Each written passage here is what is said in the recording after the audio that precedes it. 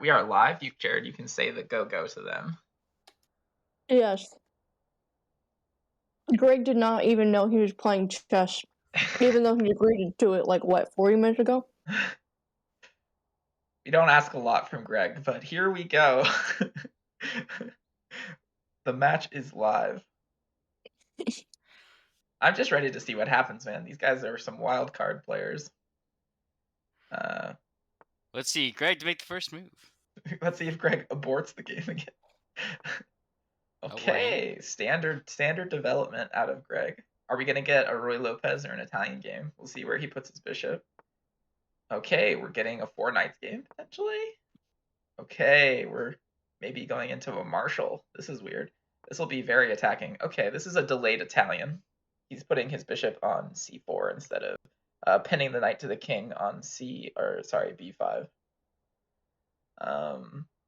This is a bit more passive, and the main thing to look out in this position is how black develops the dark squared bishop, because right now it's blocked by the pawn on d6.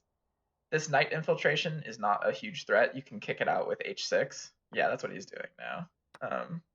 That's just game. Oh, interesting. Blocked by the bishop. Nice. That's a tactic in the marshal. The king can't take, actually, and it's forking the queen and the rook. Very awkward. I think what you're supposed to do is before kicking the pawn out, you're actually supposed to push the d6 pawn to d5. And then after takes, knight takes, blocking the bishop, and then this isn't possible. This is a clever little opening trap. The knight should take, not the king, because we want a castle still. Turns out Greg was actually hustling, which is surprising. I mean, why is No, that? we actually knew that Greg knows how to play chess. He's not bad at chess. I was just worried that he was too stony baloney to see the board. That's what I assumed. What? That was a classic opening trap in the marshal with after the late Italian. Ooh, that hangs the rook. Yeah, John's talking right now. Can you not hear John? I think that's you, buddy. Okay.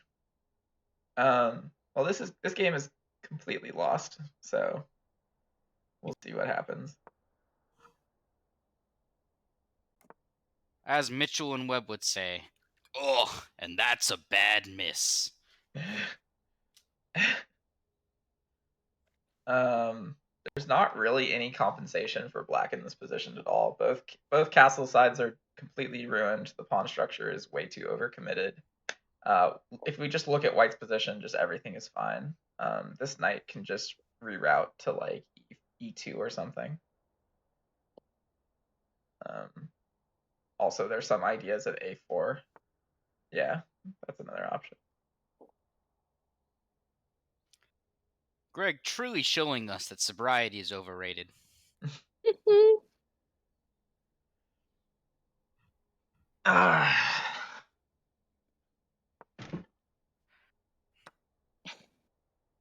And this is not looking good.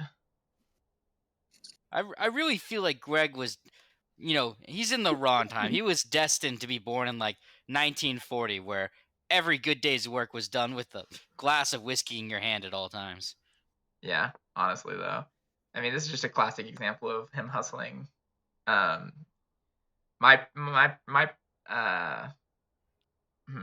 best advice in this situation would be to resign and then just go to game 2. The best way forward is to preserve the mental, as one might say. There's absolutely no coming back from this position. Greg is clearly a strong player, and there's no way he doesn't close this out. I really feel like this is just a seeding disaster. Yeah, this is a seeding disaster, truly. I would just feel bad to talk shit right now. Kyle's trying his best, which is admirable, but I think a quick resignation is probably the best choice here. Stop, he's already dead. I mean, that's a free pawn. c5 taking on b4.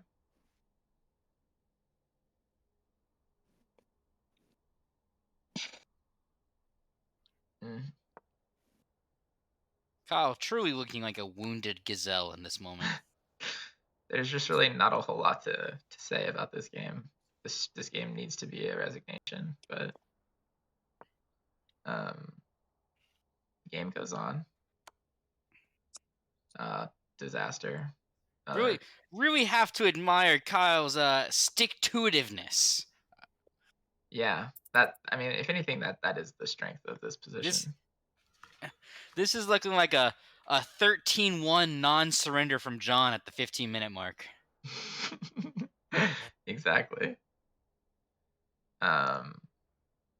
Don't worry, guys. John is up 40 farm in the mid lane, and the position is winnable.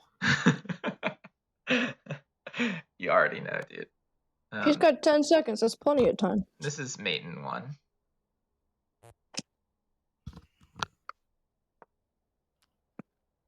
Pretty sure queen. Yeah, this is mate after bishop blocks on f7. Okay, no problem. Just an opening trap that wins the queen. Hopefully Kyle can brush that off. Obviously a really strong showing from Greg. We'll see what else he has in his opening repertoire now as black. Yeah, I wasn't really aware of how good at chess Greg was until after the first round of the Corona Cats casual championship games, when he correctly called at least 3 mates in 1 that everybody else missed, and I was like, oh shit. I was worried about Zach, but we should have been worrying about Greg all along. Apparently. Okay. Greg seems to be favoring these king-pawn games. Kyle going for Spanish setup. Ooh, interesting. I'm not familiar with this. I think Kyle is acting with a little bit of trepidation, going for the Italian. There seemed to be a question mark on that move. Yeah, I'm not too sure about that queen move. We'll see what his ideas are, though. He really said bishop to c4 question mark? Oh, I see what he's going for. He's going for some sort of a delayed mate on f2, seeing if he can kick the knight out. He might start pushing his g-pawn. Maybe later. Okay, it's not so much of an idea anymore. That's tricky. We'll see. Knight's pinned to the queen. I think bishop can take. I think if bishop takes knight, queen takes bishop, queen takes queen, and then g2 takes on f3, then doubles the pawns on the f file and exposes the king. It's probably a pretty good position, but we'll see. I don't think Greg necessarily wants to exchange like that. I think he's feeling confident. If there's anything Greg is, it's overconfident. So far, Kyle at least has a much stronger position. I don't necessarily love the c3 pawn push. Okay, usually you don't want to pin with the queen this early in the game because you can get kicked out so easily. Greg's position is just rock solid right now. An interesting idea. That bishop is starting to get pretty trapped. There's only one good move for it. It's b6. Greg's using a lot of time to find it. There it is. We're starting to see some holes in Greg's play. I think the pawn pushing to b5 is an option. Yeah. It does invite the bishop to come back to c5 eventually, but we have to find a good move for this knight, and there's not a lot of them. I think a5 is fine. I also think rerouting the knight to e7 is also fine. I think, if anything, Greg will probably go e7. But a5 is a bit more attacking because you put pressure on the bishop on c4. That just hangs the knight. c3 takes on d4 is just hanging.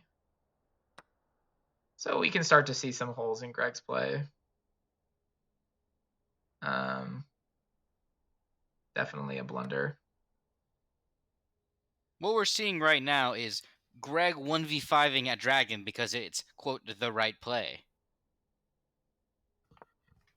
That's a good developing move for the knight. It prevents any doubling of the pawns. If the bishop takes the knight now, you don't have to double your pawns and expose the king to the queen on the g file. That pawn in the center on e4 is also defended by that knight now, which is nice, adding another defender. This dark squared bishop for Greg is really in an awkward spot right now. Oh, I don't love that move, but I think it's okay. I just don't think that that knight has any good developing squares after that. Like, you can't go to f5 and you can't go where the bishop is on g4. I think it would have been better for that knight to go to e7 and then start looking for options in the center. I think Greg needs to find a pawn break on the d file. I think moving the d6 pawn up and trying to get rid of that e4 pawn is going to be really big. That hangs the queen, unfortunately. Just a little impatient out of Kyle. That's just unfortunate. I think he was getting a pretty solid position. He had a lot of ideas that he could have done. He could have moved his dark squared bishop out, connect the rooks, started to pressure on this queen side push. He has a lot of pressure. With opposite side castling, you definitely want to pawn storm them by just pushing the pawns down the board. But now without a queen, the game is completely over if Greg is rated over 1200. So we'll see. Probably not even 1200, honestly. I think a 1000 player could probably close this out 9 times out of 10. That hangs the knight. Kyle's just blundering now out of frustration, probably. Definitely unfortunate to see, but he definitely navigated to a good position, which gives me hope that maybe game 3 will be competitive. We have to give Kyle credit, though. He is trying his best. Oh, with no doubt. After that first game, I may have just thrown my computer out the window, but Kyle is still here playing, so presumably he didn't. Yeah, this is hard. Just blundering pieces under time pressure now. There's just not a lot of forward momentum anymore. Probably not worth resigning, but, you know. With 13 seconds left, probably worth playing out. Yeah, exactly. There's just no good options anymore. That really weakens the f3 square forever. Bishop f3 followed by queen g2 as mate. Doesn't matter. Unfortunate. A good game up until the mid game.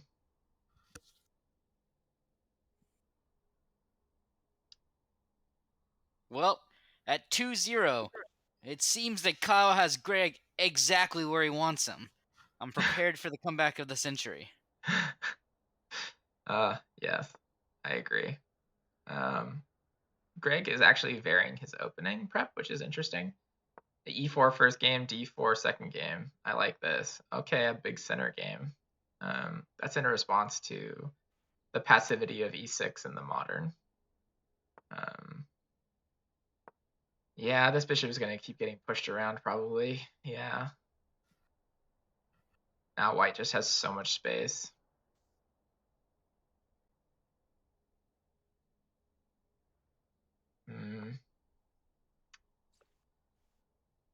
I think you can go for like a pseudo Caro-Kann here by pushing c6, trying to kick the bishop out, I think is your best bet, and then maybe launching an attack in the center with sort of a triangle system.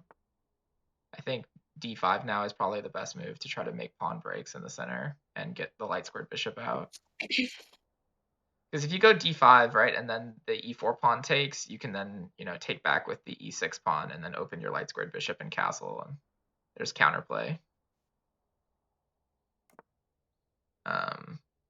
It's too late now to go d5. That's unfortunate. But the knight can go to d5 itself now, even though it's not super great. It does threaten c3 if the knight moves.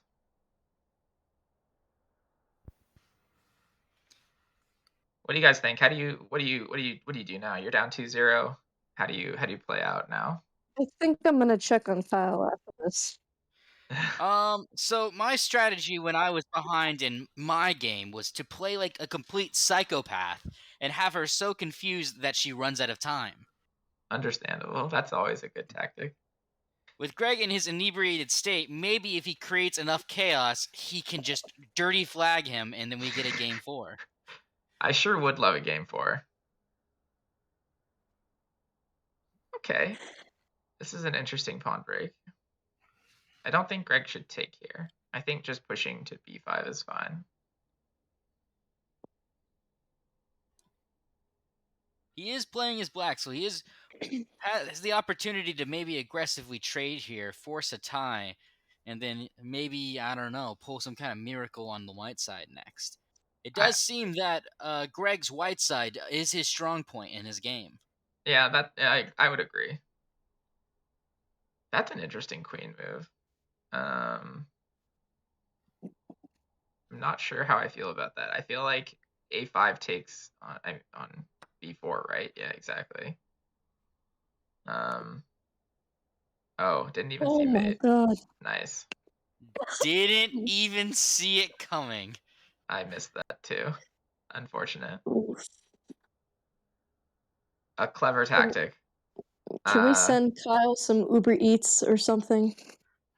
You know, the next tournament will be a Swiss tournament, and you know, people will get to play more matches against everybody, and we should avoid situations like this as much as possible. But you know, I just want to say congratulations to Kyle. Honestly, he played great. He did his best in the situation that he was given, and you know, he played in the tournament. Not that many people were brave enough to play in the tournament. So, you know, Do you want to congratulations. undeafen them? Big ups to Kyle, his stick-to-itiveness, not throwing things at his monitor, computers out the window, or blaming Zach for all his life problems.